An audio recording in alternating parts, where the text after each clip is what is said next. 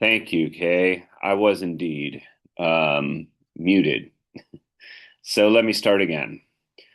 Hello and happy Monday afternoon, February the 9th to you. Thank you to those of you who are here in the live session, and greetings to those of you who are watching the online archive. Today's class um, will be basically centering around the concept of rituals. We got started talking about rituals last week. Um, it's an extension, a continuation of what we've talked about with regard to Irving Goffman, um, micro sociology, and symbolic interactionism. I want to start actually with a poll. Um, you try to utilize some of the tools here in Zoom, and I'm going to launch this poll that basically asks you which of these does not meet the definition of a ritual as sociologists like Randall Collins use the term. I kind of hinted at this last week in last week's class about the way that sociologists use the word ritual versus our more sort of like commonplace ways in which people use that word. So when sociologists, in other words, when sociologists use the term ritual, they have something a little bit more specific in mind. So take a minute to look over these selections and mark your answer. If you're watching this on the online archive, what you can do is basically just kind of comment with what your answer would be, and then maybe briefly kind of explain why it is that you answered in that way. I hope you're all able to access and see the poll. It looks like for at least a couple of you that it works. That's working pretty well. I'll just give you another second or another handful of seconds, and we'll get to our explanation.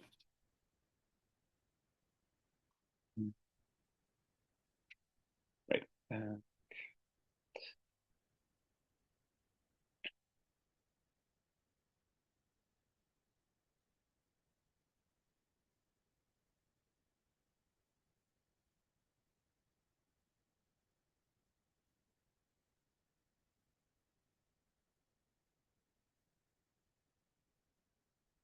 Okay. Well, as you can see, indeed, the correct answer is that brushing your teeth before bed is the one that is not like the others in the sense of it does not meet the sociological definition of a ritual.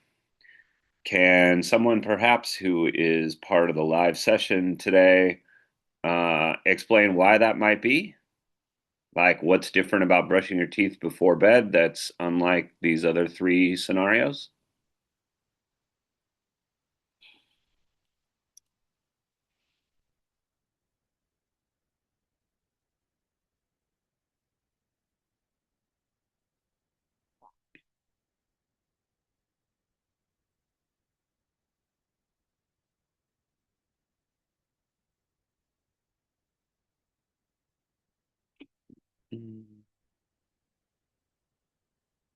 Okay, perhaps not. Um, so allow me to explain. It will be the basis for. Can Um, you hear me right now?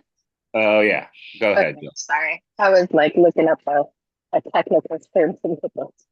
Um, essentially, the line from the book that I was trying to pull was like being emotionally invested. I think you broke Brushing up your there. teeth is a ritual. Can you hear me? Yeah, yeah, yeah. Now you were a little broken up there. Oh, yeah, like becoming emotionally invested, like participating in like um I forget the exact phrases that we were talking about on last Wednesday where it was um what we were talking about, like the emotional energy that is coming Yeah. from it and stuff. Yeah, that like rituals have a kind of an emotional charge to them. Yeah. Um, First and foremost, though, the definition is that they are social in nature, whereas, brushing Okay. our teeth Yeah. or washing, yeah, like brushing our teeth or washing our face, Yeah. like those are Your things we do bedtime privately. ritual of brushing your teeth is not the same like sociological ritual as the other examples. Okay. Exactly. Yeah, exactly. Those are more like we, in like kind of common parlance in everyday life, we might, I've heard people use that term before, like, oh, I have a ritual of like I do such and such when I wake up in the morning, or, I have a little ritual about, just like things that people do like personally and privately. When sociologists use the I term, think they're just interchanging the words yeah, go ahead. ritual and routine. Exactly. Or like habit. I said I think that people are just interchanging ritual and routine. Yeah. Like routine or habit, or yeah, just like things that we do on a kind of personal basis. And that is valid, but is not what we really mean sociologically, because sociologically it's like we have a kind of first of all, a gathering of two or more people. And rituals also are usually like a kind of a special time and place. So, like a holiday, a ceremony, a game, perhaps a demonstration or protest, things where the like the sort of like the normal routines of daily life are like suspended, and we experience a kind of uh like a special event or a special occasion or a special ceremony that is demarcated, that is like separated from ordinary social life. I mean, we just had one yesterday, right? Super Bowl Sunday. It's like the most watched event of any sort on in like popular culture. More people turn in to watch the Super Bowl than any other single event in like American culture, any other kind of media event. In fact, it's not even really close. The Super Bowl always has the highest ratings of any, kind of cultural event or sporting event, or, anything else on TV.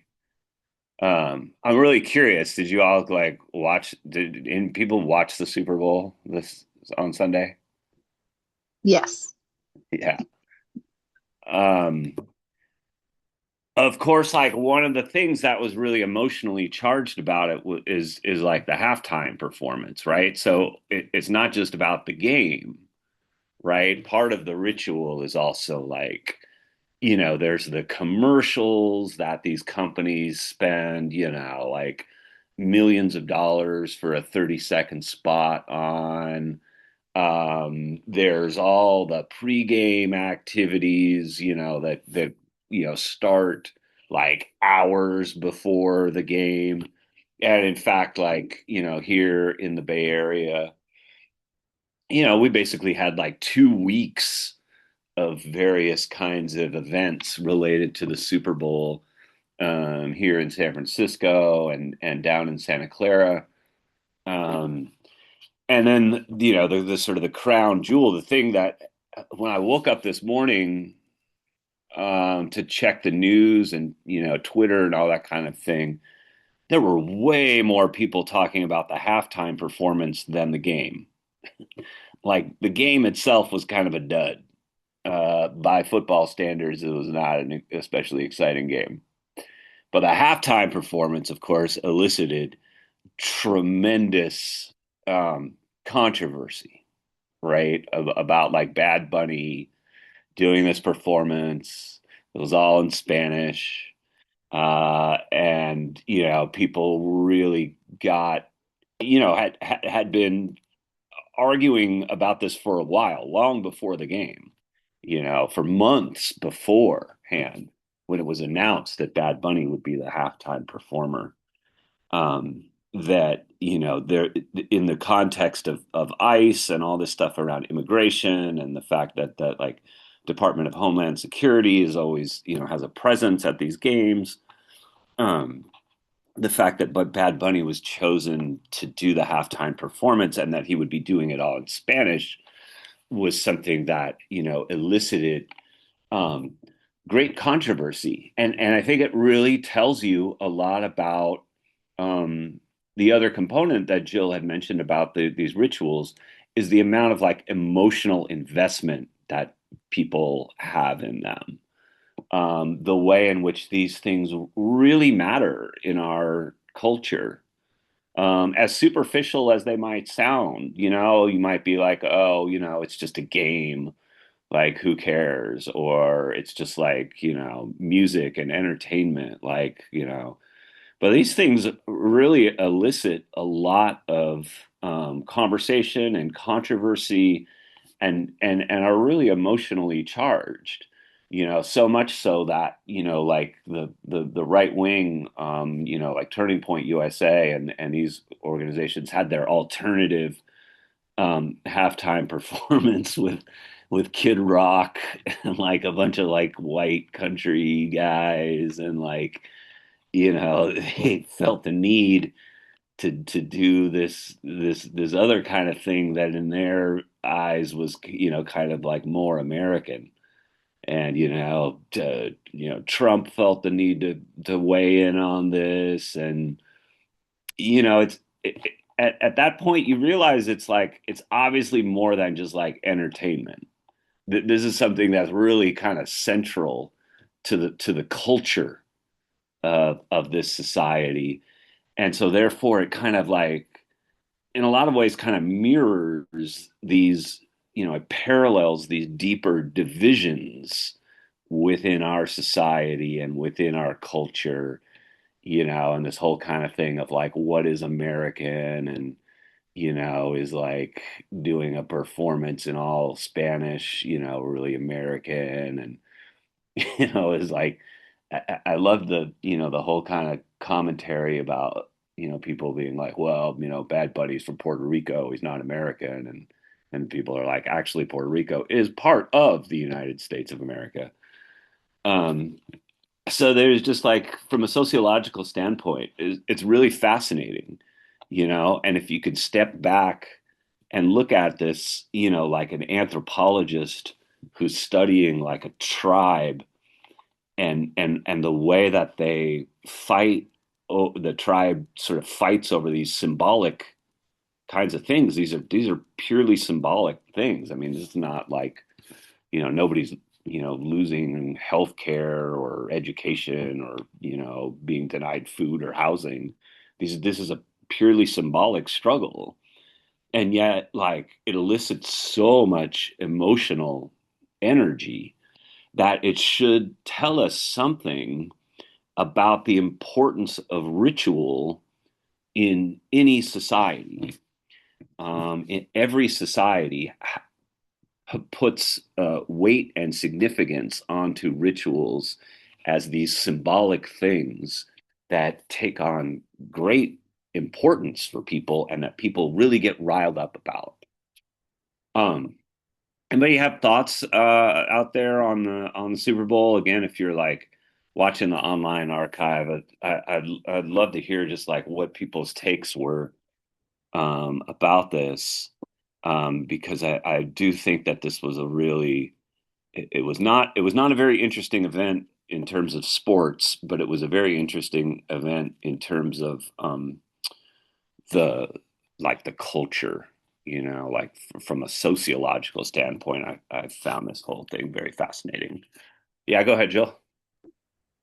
I was something that I was really excited to see was the end where he started, listing off all the countries of the Americas. Yeah, Um, it is it's common to hear people say like, well, we're from America, this is America, but it was cool to see him, envelop all of America to be like, yeah, this is America. I am, you know what I mean? yeah, I've recently been noticing that trend, like this is American, and I don't know, when I'm writing things, I try to say like in the United States, something about the United States, because, it's to be American is just this engulfing thing, and words have power and meaning and stuff like that. So I don't know, it was something really I really liked the way that he did that. yeah. Like people will say, like America is not a country, America is a continent, Exactly. Yeah. and so that like if you make America synonymous with the United States of America, well, Yeah. you're first of all excluding Canada, like Right. Yeah. and then all of like Latin America and South America, Central America, you know, Yeah. that sort of thing. Yeah, I've been looking up online all the little things that he had, and the little uh older woman at the New York bar that served him a shot was from, she's like the longest running owner of the Puerto Rican social club and stuff, and just how he had like things from Puerto Rico specific and then from New York and like the Puerto Rican neighborhoods in New York and stuff like that. I don't know. It was really cool. Oh, interesting. Mhm. I hadn't seen that kind of a breakdown of things. I've gone on a bit of a deep dive Yeah, because I exactly. was like, this was really fun. Yeah, Um, cool. As like a real, yeah, a real rabbit hole you can go down on that. yeah, I'm curious, my mother-in-law was like, I just wish I could understand it, and my boss said the same thing, I just wish I couldn't understand anything. And I'm like curious to know if if they were to have put translation English subtitles, would people have changed their minds? I But it wonder doesn't about matter. It that wasn't really too. for that. I don't know, the music was fun, the show was fun. Like that's what it's supposed to be. Like there's a lot of symbolism and stuff. There's so many people that it represented, and it was cool. Just enjoy the show. Why do you have to understand the words to like the vibe of the music? There was Yeah, clearly a story. You can see a story in imagery just as well as you can in language. yeah.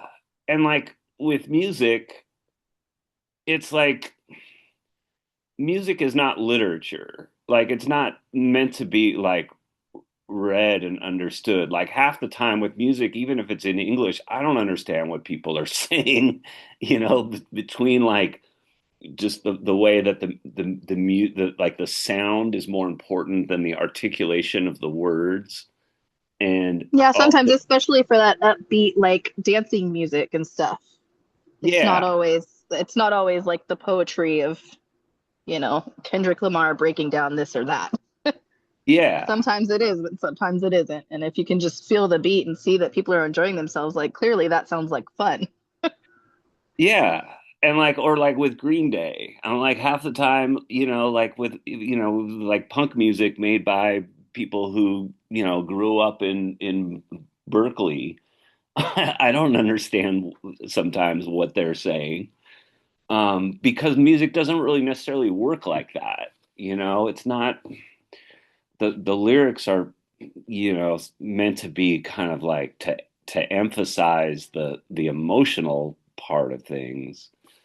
And so it's like I feel like this is what makes music such like a an international and like universal kind of experience, is that you really don't have to know the words in order to really enjoy the experience, and to get something out of it. and the dancing was just amazing. Like the whole set design was just like I was just floored by just how elaborate and choreographed the whole thing was. It just seemed like every second, every interaction, everything was just like a theatrical performance. And I was, I found it just personally on an artistic level to be very astounding. Um, so we'll see, like I said, it's something that really, it obviously touched a nerve, and that should give us a clue as to how important these things are, and at the same time, like, we've got the Winter Olympics that were happening, and that's also a kind of a like an international sporting ritual, that happens every 4 years, and the nature of the ritual is supposed to be to bring people together across national lines, and to create, I guess, some sort of like international sense of unity through sports. And yet that has also become, I don't know how many of you are aware of this, but like that has also become a site of social controversy where this American skier that won, was critical of the Trump administration and ICE and stuff, and said, he didn't agree, with stuff that was going on. So, like, on the one hand, he's proud to represent his country and the parts of the country that he does value and stand for. But he said, in these particular times, it's kind of difficult to be um, on the team in America. And when they showed Vice President J.D. Vance on the screen in Milan, where the Olympics are taking place, he was resoundingly booed. Also, the Israeli team was booed.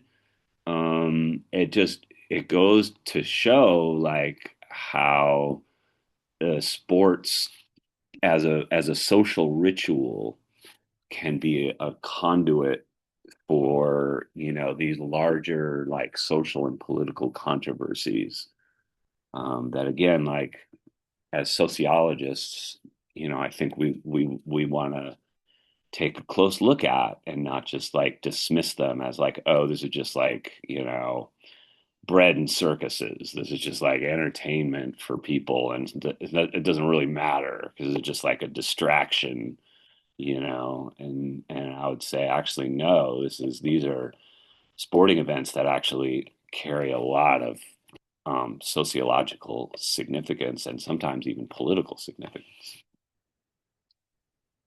Um, yeah, so I encourage you to, to kind of think along these lines, and it's one of these things that I think a sociological imagination can really help us to make sense of these things that otherwise we might kind of like take for granted, and or just kind of dismiss. It's one of the things that got me interested in being a sociologist, is because it helped me to think about these things like sports and music, from a different kind of perspective. Okay, well, let us take a look now, without further ado, at the perusal reading, to look at what Mr. Collins has to say about such things. Randall Collins is, as I said last time, a more contemporary sociologist. So, whereas people like Bloomer and Goffman that we've talked about are people who were writing in the 1950s and 60s, Randall Collins writes interaction ritual chains in the 2000s. And he is, I guess, to continue with the Olympic metaphor, he has basically picked up the torch from people like Goffman and Bloomer, and is trying to develop a more general theory of rituals as something that are very important to every society. Like every society has different kinds of rituals. They have different kinds of ceremonies, different kinds of holidays, different kinds of sporting events, different kinds of religious services. But every society has some sort of ritual. And Collins is sort of trying to tease out why they're so important, as things that bring people together. And so he says, the very first sentence, a theory of interaction ritual is the key to microsociology, and microsociology is the key to much that is larger. So we start with these small scale interactions, these face to face interactions, and then we work inductively, we work up to generalize and understand at a much larger level what is going on, like macro sociologically. And if you'll remember, he says basically here that the center of micro sociological explanation is not the individual, but the situation. That has to be our starting point. That is what we are methodologically focused on, is looking at the situation. And he has a sort of a counterintuitive way of thinking about this, where he says, not here, but here, that like it's basically situations that make people more so than people that make situations, right? So we usually think of like, individuals, create uh, different kind of contexts or social interactions or what he's calling situations here. But Collins says it actually actually be the inverse, that like the situations in which we find ourselves, the different kinds of crowds or contexts or institutions, the kind of places and times that we find ourselves in are the things that make us and that shape our behavior and that shape our thoughts and that shape our emotions, right? That we are kind of a product of the situations that we find ourselves in, whether it's a sporting event, whether it's a religious ritual, whether it's, a funeral, all of those are, we are kind of like the product of that. And what's behind that is then like a kind of like an like an implicit theory of human nature, that we are social creatures. Human beings are very much, shaped and affected by whatever social situations they find themselves in, because we are, like it or not, or for better or for worse, we are influenced by the dynamics of situations that surround us. That situations, I suppose you could say, are kind of contagious. They go viral in our hearts and in our minds. They affect us. We are influenced by other people in a way that, maybe, we're not even aware of, or maybe that we don't even like to necessarily admit. We all like to think that we are free thinking individuals who make our own choices, and we are responsible for our own actions. And we, especially in America, where there's this strong kind of individualistic culture, this strong ideology of individualism. We like to think that we are all kind of like islands, we're like unique little, snowflakes or whatever. Like, we're all kind of like special. And Collins is kind of suggesting like no, more so than we might like to admit, we are the product of our situations and the environment in which we find ourselves interacting with other people. So this is how he is building on the idea of that comes from microsociology and symbolic interactionism, is to say like, well, people are really like social creatures, and we're influenced by the environments that are around us. So he has this whole kind of like, I find this passage like pretty interesting, where he's like, it's not individuals and their interactions, but interactions and their individuals, not persons and their passions, but passions and their persons. I wanted to ask, and maybe I'll throw this in the chat, and you can um, comment on this as you will. I've been having these technical difficulties with whiteboard, and I'm not really super stoked on whiteboard, I guess, but I do would like us to have conversations about this. So I'm going to just put this question in the chat if you want to address it or not. Up to you. But the question is just like, have you ever found yourself uh, swept up in a situation with others, or what's the way that people often put it is like, carried away by the crowd. You get caught up, with the crowd. Um,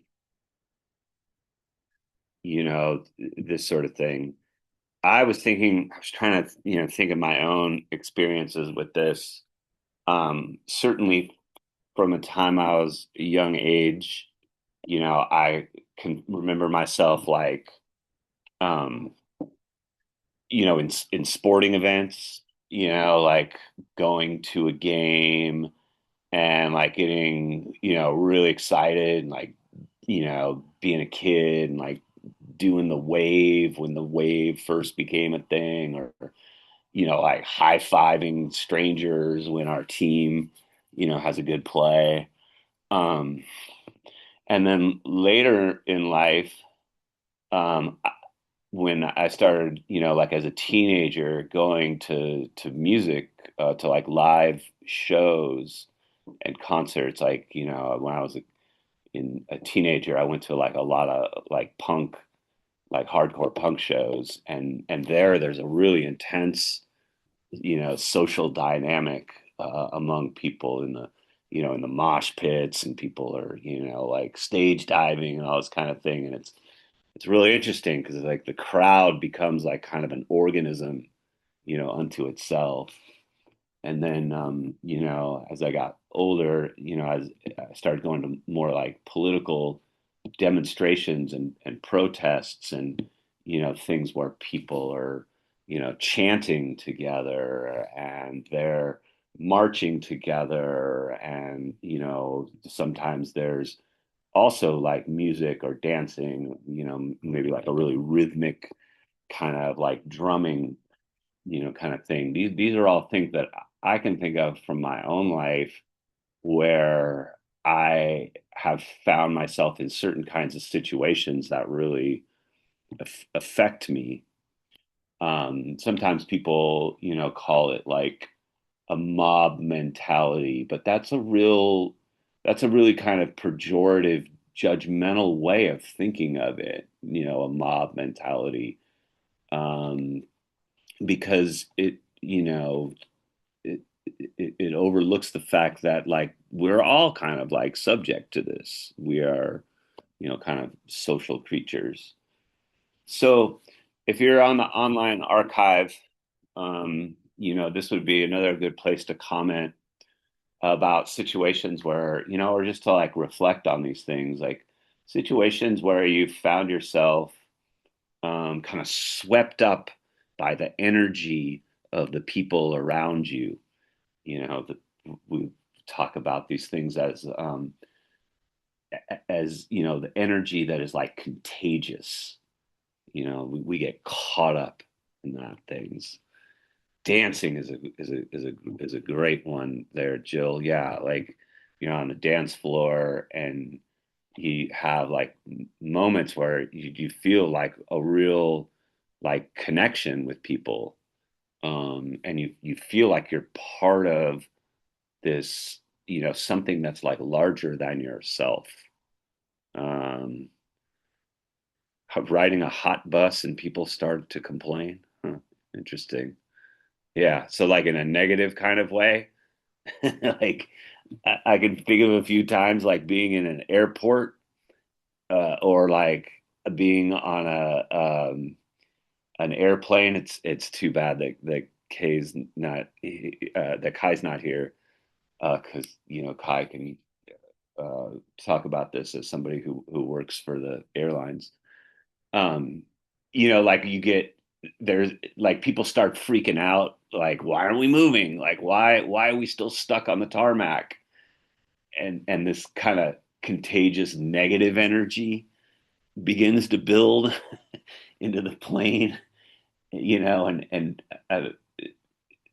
people like start really kind of freaking out. And um I don't know, I think it's something about like being trapped in a small, a relatively small thing like an airplane, where you can't like get out, and you don't have any control.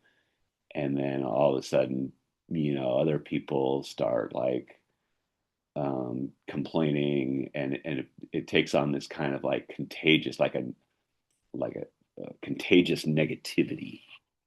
Yeah. So I hadn't thought about that one. Let's see. So here, I think I pointed to this passage at the very end of the last class. This is where Collins makes it most explicit that he's building on Durkheim in studying these kinds of things. Durkheim had a term for this kind of phenomenon that he called collective effervescence. And it came from Durkheim basically studying religious rituals among indigenous people, particularly Aboriginals in Australia. But you can find these kinds of rituals all over the world where people get really caught up in the kind of the fever of a religious ceremony. The ones that Durkheim described, there would be, people would be chanting and singing for hours on end.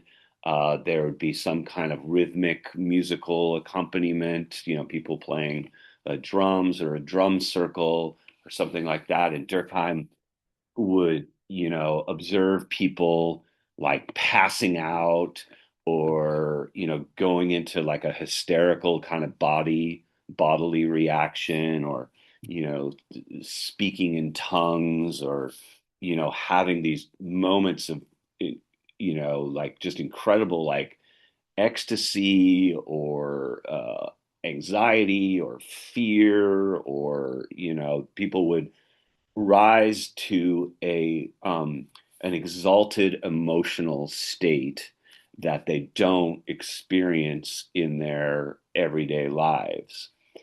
And the way that people would usually think of it is like they would think that something like supernatural was happening to them, that they had gotten the spirit from the gods, or that they were being touched, by by some kind of like higher power. But Durkheim says no, actually what's really happening is just something that's purely social. It's purely people feeding off of one another's energy in which they are then experiencing this, extraordinary state. But it's really just like people affecting one another. It's a social situation, not a supernatural thing. But people would usually, interpret it as something supernatural. They were being, touched by the spirit.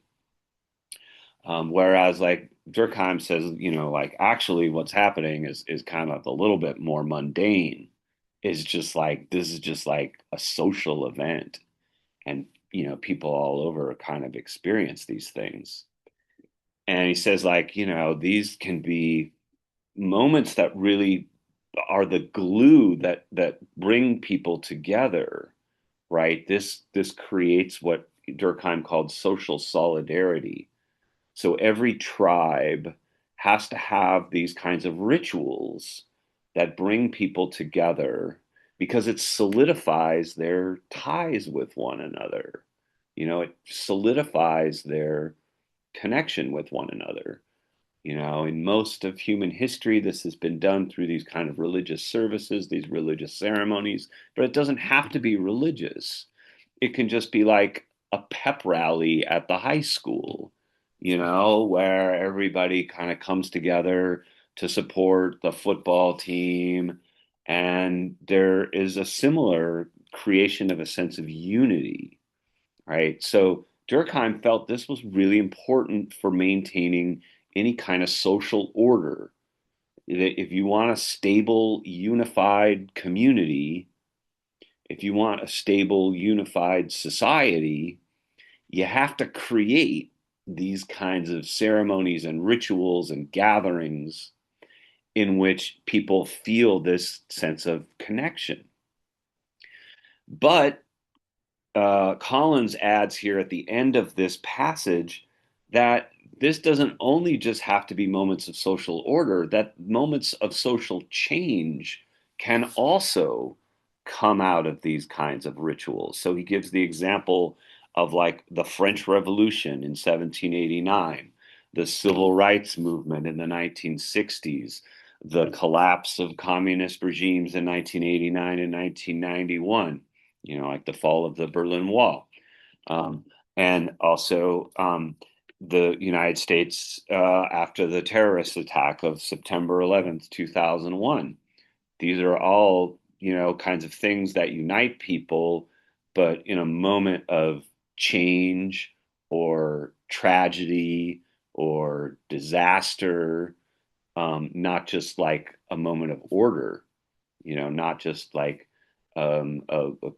creating like a stability, but these moments of ritual can also lead to great changes.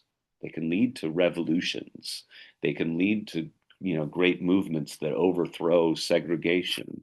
They can change the society for the better when people, have this sense of like connection with one another. It opens up new possibilities.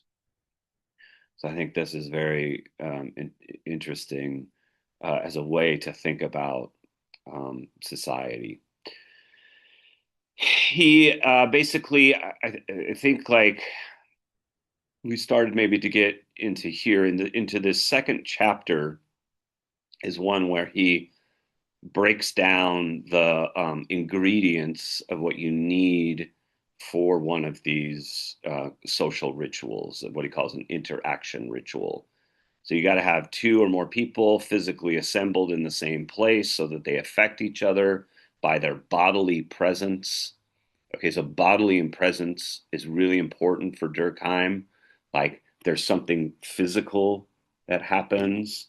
And that's why, as we kind of ended the last class with saying that, like, you know, it makes me question, like, can you have the same kind of effect when you're doing these things on Zoom or when you're doing, when the nature of the social interaction is mediated rather than bodily co-present?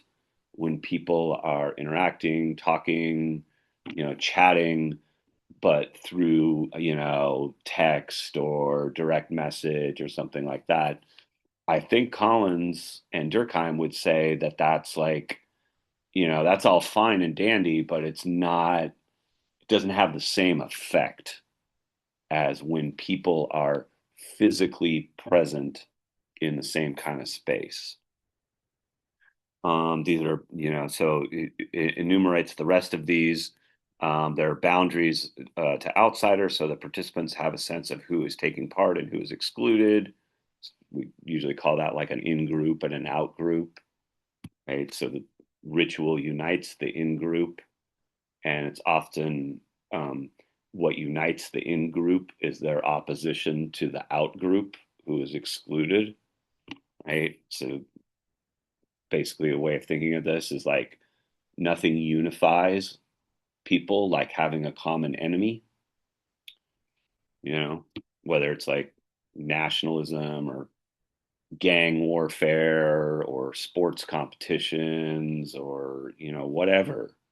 Like nothing unites people like having an out group to unify against.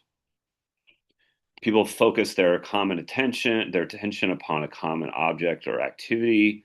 So this all becomes, the common like focus of our attention. And by communicating this focus to each other, become mutually aware of each other's focus of attention. And then fourth, they share a common mood or emotional experience. So here's the emotional part of things. And it talks about how these all kind of like feed back to on one another. And the results of this are again enumerated into these 4 points. One, group solidarity, a feeling of membership. So, that's what rituals are for, is to create this sense of togetherness, this sense of like connection, even with people that we don't necessarily know personally. If we can all unite behind the same flag or the same team or the same religious beliefs, then we feel a strong bond with those people. And again, Durkheim and Collins are suggesting that every social situation needs to have that. Secondly, an emotional energy, a feeling of confidence, elation, strength, enthusiasm, and initiative in taking action. Three, symbols that represent the group. See, we haven't talked enough yet about symbols. These are emblems or other representations, visual icons, words, gestures that members feel are associated with themselves collectively. These are Durkheim's sacred objects. So they might be sacred in a religious sense, like people uniting behind the cross or something like that as a religious symbol. Um, but sacred objects don't necessarily have to be, religious in nature. They can be secular. People can obviously unite around something like a flag, like a flag, is considered like a sacred object, even though it's not necessarily like religious in its orientation. People, can treat flags, and so like if you burn a flag, for example, it's considered like sacrilege or like desecration, and people will fight you, people will kill you. Certain people will kill you if for burning their flag. It is, even though it may not necessarily affect or harm them in any physical immediate way, they take great offense to that sort of thing. Or even like a team jersey or a hat. Like those. People also unite around in sports around these kinds of objects that like designate the group. Durkheim referred to these as totems, like the way that like indigenous people would unite around like a certain kind of bird or a certain kind of animal or a certain piece of land that would represent the group, right? So a totem is like something that you know it kind of doesn't really matter what the totem is. The important thing about the totem is that it's a symbol that represents the group and the group unites behind, and that the group will like fight and die for if need be, because they consider it to be a sacred object. And then fourth is a feeling of morality, a sense of righteousness, respecting its symbols, defending both the group and the symbols against the transgressors. Along with this goes the sense of moral evil or impropriety in violating the group's solidarity and its symbolic representations. So it's just like if you insult the flag or the team or the religious symbol, that will very often be a catalyst for violence. So these are basically like the theory of what you need for a ritual. And then in the last part, he talks here about like, formal nat rituals and natural rituals. Then there's this interesting section on failed rituals, empty rituals, forced rituals, like when a ritual doesn't go, well, when it fails to achieve its goal of uniting people and instilling them with a common emotional sentiment. Um, and then this question of like, is bodily presence necessary? Which, spoiler alert, they think yes, it is. Like, it's just not the same to have. You can't really do like a ritual over Zoom. You know, it doesn't create the same sense of unity, and it doesn't create the sense of like emotional investment. And then the last section talks about basically symbols, how symbols are the thing that kind of unite people in this solidarity. Like if you're going to have any kind of like lasting group unity, like any kind of enduring sense of togetherness, you got to have a symbol. People got to have a symbol to unite around. Otherwise, the sense of unity that they experience, will dissipate because those feelings are ephemeral in nature. They're passing in nature, fleeting, and so therefore, like you have to find some way to, symbolize the connection between people. Okay, so let's take a look at each of these in a little bit more kind of thing. The formal rituals and natural rituals, I've kind of like talked about here, just in the sense of like when we think of rituals, sometimes we think of it as just like a formal ceremony, like, a wedding or a funeral or a religious service where people are expected to act and dress in a specific kind of way that is different from the way that ordinary life is, right? So at a wedding, a funeral, or a religious service, you wear different kinds of clothing.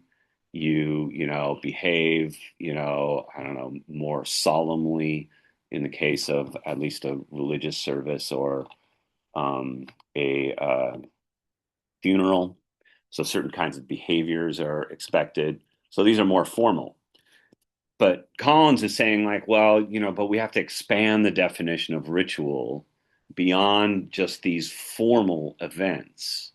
We also have to kind of like apply it to anything, any situation where people are gathered and assembled in a physical space and they have a common focus of attention.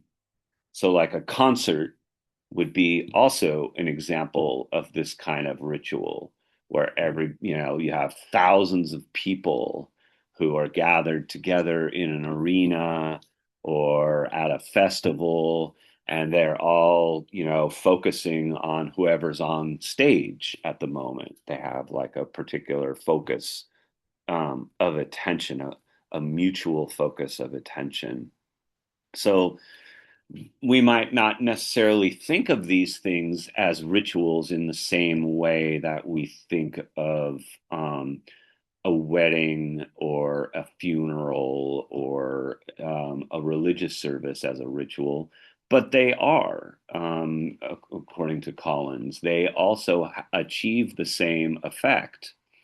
They unite people, they create a sense of interconnection between people, and they provide a mutual point of focus, of like something for people to all pay attention to at a particular moment. So these are, I suppose you could say more like um, informal or I think, uses the term natural kinds of rituals. The failed rituals are the ones, as he says, not all rituals are successful. Some fail, some fade away, some are rebelled against. Rituals, don't always succeed. And I think there's a great discussion here of the difference between a New Year's celebration that works and one that doesn't. And it's just like in the New Year's celebrations that work, the assembled crowd, as he says, starts to make noise, whistles, rattles, firecrackers, but making noises at each other, in each other's face. And this kind of takes on a collective energy, in its own right. He says it is very much like small children running around and making noise at each other. We become kind of like, we regress, as people when we start getting into these, kinds of things. Maybe people are a little drunk and intoxicated or whatever too, because it's New Year's Eve, and there's just like this collective, kind of thing going on, and people regress into these kinds of behaviors that ordinarily they might not do. Um, as opposed to when a New Year's celebration, fails or is, boring, or doesn't create the same kind of emotional energy. um, that's where, people are just, they just continue to, you know uh, party, but just to engaging in nice conversation, and then at the end of the night everybody kind of goes home. Whereas at a, successful New Year's party, people, there's, as he says, when, the clock strikes 12, there is a burst of solidarity gestures, people hugging and kissing each other, even strangers. Things get a little weird. um, People do things in rituals that ordinarily they wouldn't do in their everyday lives, especially as it, involves like people that they don't even know, so there is this like fever, this contagious energy that builds up in a successful kind of social ritual. So it's not just like, it's not just like bringing people together in the same space is automatically going to create a ritual. Sometimes it does, and sometimes it doesn't. And he's kind of like explaining here how you can judge the difference between a successful and a failed ritual. A successful ritual, creates this sort of bond, and a shared emotional state. Um, Whereas the failed one, is, as he says here, shared emotion does not build up, and the climax of the stroke of midnight is given only perfunctory acknowledgement, immediately after which participants say they are tired and want to go home. I've definitely been at a few sucky New Year's parties like that too. It's just like, it's like, oh my God, I have to stay up until midnight because but then the second that it passes midnight, like I'm out of here. So some are exhilarating, and I like this last sentence. Successful rituals are exhilarating, and failed rituals are energy draining. You know, see, like you engage much more in a successful ritual, and yet there's something that's really actually kind of tiring and draining about being part of a failed ritual. So then this thing about like is bodily presence necessary? And again, like I think hopefully it's obvious to you at this point that the answer is yes. Human bodies moving into the same place starts off the ritual process. There is a buzz, an excitement, or at least a wariness when human bodies are near each other. So this is like an important thing that is different from like, our times where so much of our interaction is mediated. So he asks in the next paragraph, isn't it possible to carry out a ritual without bodily presence? In modern times, we have seen long distance communication by telephone, by video representations, such as television, by computer screen. Is it not possible to generate mutual focus and emotional entertainment through these media of communications? And he says, in principle, there are empirical matters that can be studied experimentally.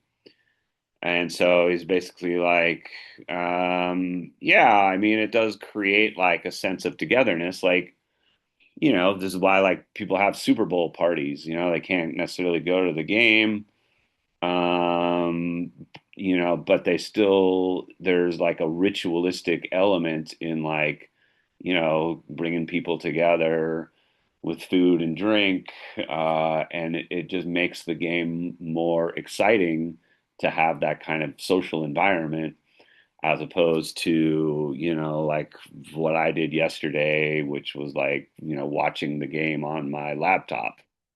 That's just not as fun. Um, and he talks about like here the difference between like, going to the game versus like watching it on TV. I guess I would add like the difference between, going to the game or, watching a game at a sports bar or at a friend's house where I've also, found myself wrapped up in the energy of a sporting event, like at a sports bar or something like that, versus just like watching it, by yourself. Um, and it's like, yeah, we're all experiencing the same kind of thing, but we're having a different experience if you're in the bodily co-presence of other people. Likewise, like going to a concert, like going and watching a band or a performer play live is infinitely, more exciting, I think, than like, watching a YouTube performance of that same band on stage, even though like you might be able to see them better, you might be able to hear them better if you're just like, watching it on your computer screen. Like you might, have a more um, unfiltered kind of experience. But at a concert, the difference is that like you're surrounded by other people and there's this buzz, there's this energy that builds up among people at a festival or at a show or something like that, a kind of contagious energy. So I think that's actually like a pretty interesting thing that kind of helps me to understand something that I've always kind of felt intuitively, but I never really understand why. Why is it, like why does it kind of suck to just like stay home and watch the thing, by yourself on TV, or on YouTube or whatever, or streaming. There's like no substitute for the bodily co-presence. I think that is what he's kind of like suggesting. Um, and so he talks about this with regard to concerts here. The difference between attending a concert has little advantage over listening to recordings as far as the music is concerned. Um, you know, if you really are just like interested in purely in the music, then you might as well just like listen to the recordings. You'll hear it much more perfectly, but it's the experience of belonging to a focused crowd that provides the lure of a popular entertainment group. And he says even this even applies to classical music. So like it's one thing to go to Coachella or a Grateful Dead show or something like that. People are all kind of dancing in unison, and there's this physical energy. Whereas like at a classical music, performance, everybody's just kind of sitting sedately, very quietly, and like clapping politely and stuff. But even there's like a kind of an energy that is different than just like listening to the symphony, in a recording. Um, and likewise, with rituals, like religious services. These are all kind of ways that like we experience these things, in bodily co-presence. And I feel like because we all lived through COVID, we all have this sense of like how the mediated experience is just a poor substitute. Like I don't know how many of you had the misfortune of attending a funeral on Zoom during the early days of COVID. I went to a couple, uh, and it is just not the same thing. Even though people might do beautiful tributes and they might say beautiful things, it's just a fundamentally more alienating and impersonal experience than it is when you're, you especially I think like grief and mourning. I think grief and mourning are things that are best experienced collectively, in a shared network of friends and family. And when you are cut off from people in that way, like we were during COVID, like it just isn't the same, as very kind of depressing, even more depressing than a typical funeral is a Zoom funeral. Um, so next class, um, we're going to be getting into the questions about structure and agency. It kind of builds on some of these ideas that we've started the semester with, about, like kind of like how much free will do people have and stuff like that. So I will get back at you on Wednesday. Thank you, for contributing your ideas and thoughts and experiences. And we'll see you next time. Okay. Have a great day, everyone. Bye bye.